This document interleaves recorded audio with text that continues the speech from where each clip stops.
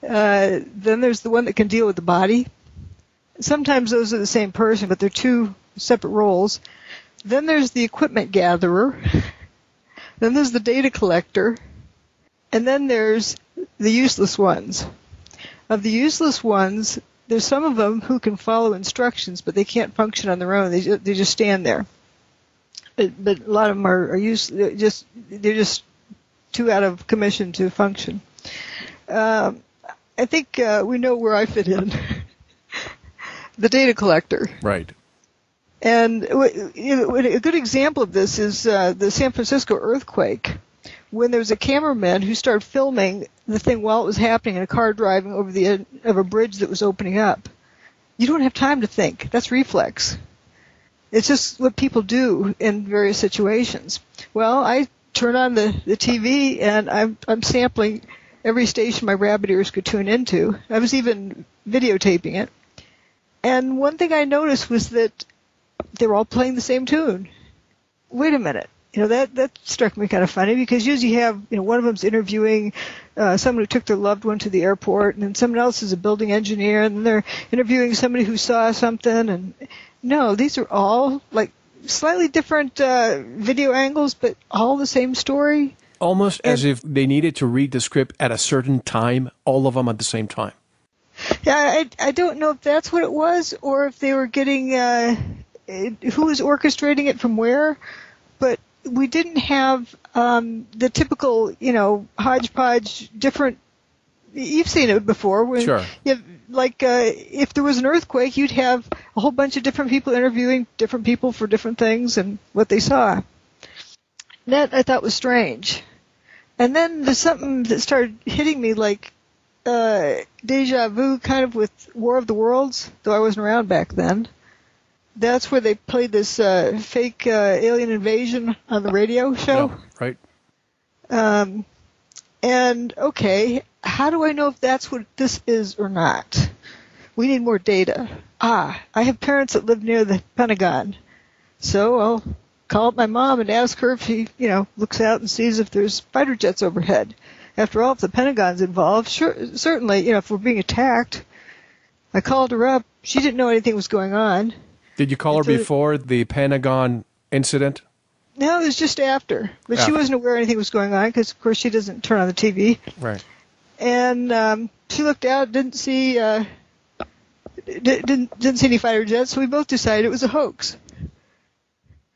That's how we were both introduced to it, and I think it matters how you were introduced to it. My dad was out in his garden, and his neighbor who works at the Pentagon came running home, ran over to him for comfort, all terrified, and she believes that she saw the wing of the airplane take the roof off the Pentagon, or at least that's how my dad understood it. It turns out she wasn't at the Pentagon that day. She was at a meeting across town, but that's how my dad understood it. And he would not budge from that position that it was real. And you can't tell him otherwise. So I feel very fortunate to have seen those two different types of interpretations from the same family based on the introduction to the material. And I'm very privileged to have had the opportunity to read your book. Before you sent it, I had high expectations. But I have to tell you, if anyone who wants to know what happened to the towers, you don't discuss the Pentagon or Flight 93 over Shanksville, Pennsylvania. If anyone wants to know what the conditions were that caused the towers to essentially pulverize, criticizes you without reading the book, it is simply, in my opinion, ignorance. You're not basing your conclusions on what you heard. You analyze data, every detail. You collected witness testimony and you connected many dots. You are an engineer. You are a professor of engineering, so your technical data may be intimidating to some, but your analysis is explained in such a way that those of us who are not engineers can understand it. Tonight, I want to be able to explore the most important areas of your book. But being that it's close to 600 pages, it will be impossible to dissect it in just a few hours. But let's try. First, there was pressure to conform. It happened to you, it happened to me, it happened to millions of people. I think I can speak on behalf of the majority who watched the news that day. We believed everything we were told. We rallied behind our president and accepted everything as fact that day. As you say, there was pressure to conform. How did the pressure to conform affect you? Well, at first I had my own opinion. That's what I liked, is to see what I see first and then see what other people think. Right. When I went into campus, I went into the faculty conference room. Well, first I ran into my graduate student who said, Dr. Wood, what's Al-Qaeda? Who's bin Laden? I will never forget that. This was before noon. This is before noon that day? Yes. They're already talking about the alleged perpetrators. Okay, go ahead. And my student hadn't heard of those names before, and he was asking me what this was. Okay. And then I went into the faculty conference room and watched the reruns of the tower going poof, and it looked to me like a sweater unraveling. And I looked like, you guys can't be taking this seriously. Kind of pointing at the screen like, this makes no sense. And they looked at me like I was a lunatic. Like, what kind of an idiot did we just hire? And you kind of start keeping your thoughts to yourself after that. I went up to my office and started doing some calculations. Okay, what would a building look like if it collapsed? Nope, didn't look like that. Well, gee, it would didn't seem like it could go away that fast. Let me do some calculations. And being objective, I never made assumptions. I questioned myself every step of the way, like, I must be crazy because I'm not conforming. It took, a relatively short amount of time. I go down to the faculty conference room again, time it, and it's like, 10 seconds that the tower goes away. Well, gee, according to, regular high school level physics, you calculate it, and that's like free fall speed from something from the roof. And well, that can't be. I must have memorized the value of gravity wrong. So I get out my physics book. Well, that's the number I memorized. Maybe there's something wrong with this book. So I get out I went through 4 books, hoping for a different response from the books. And I realized, no, that must be the right number. I even found, got it in the American units and converted it to metric and so forth, just for a difference. Just like, what's going on here? And I went up to a colleague. I didn't tell him what I was calculating. I asked him if there was anything wrong with his equation. And he looked at me like I was insane because, that's something a high school kid should be able to do. And, okay, so what is wrong with this picture? I talk about cognitive dissonance. It was incredible. But everyone around me was eating it up. I never felt so alone. It was like I was on a foreign planet. Why do you feel that you had what it takes to really, truly discern? Because to most of us, I'm not even embarrassed to say it, to most of us, we saw the pictures that day, and we were so mentally programmed to follow everything. Even to the point, as you said, they were mentioning bin Laden and Al-Qaeda. Who in the right mind was such a huge event not start with an investigation and then start naming the perpetrators maybe days, weeks later?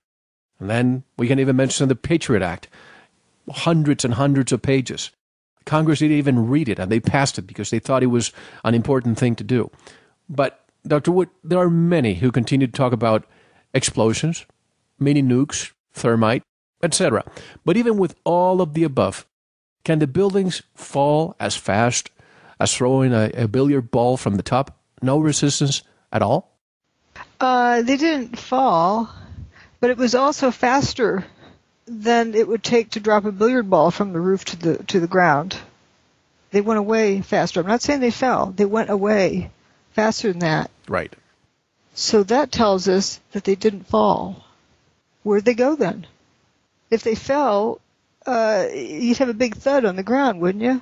And see how I continue to use the word fall? Because it's still, although I know now, after reading your book, that it's not what it was painted for me to understand. I keep using the same verbiage they want me to use. Like the pile? The pile of rubble. What? The pile of rubble, exactly. The steel that was taken to China. All those things are seared in our mind, and we don't question. And that's one thing I like about your book, too, that it has dozens and dozens of color pictures, images, where you can actually see what happened moments after the towers disappeared. This is not happening. Those pictures weren't taken weeks later or months later when allegedly the steel was taken over to China. No, that was taken hours after. So I want to spend some time on the following chapter. This really affected me that day, and to most people who watched the images, the jumpers. Mm-hmm. That has to be one of the most horrendous mental images for me that day. It's actually seared in my mind. Each and every person who jumped was a husband, a wife, a father, a mother, a daughter, or a friend of someone. That aside, I'm looking at things objectively. I'm removing the emotion for a moment. Tough task. But conventional wisdom tells me they were jumping, either because it was too hot or they couldn't breathe. Essentially, the boiling frog syndrome. The water around the frog gets so hot that they jump. But you came to a different conclusion based on the behavior some of these people were exhibiting. Also, if you can share with us some of the witness testimony of people who say it was raining people. Tell us more about your conclusions regarding the jumpers. Yeah, those are some quotes I start the chapter with. Let's see if I can find it. There you go. There's quite a few different firefighters who said that independently. It was like raining people. And there's, people coming down here, there, and everywhere. And one interesting thing that occurred to me, when this one fellow was talking about, there's like 3 or 4 people per face of the building, of Tower 1, jumping per minute.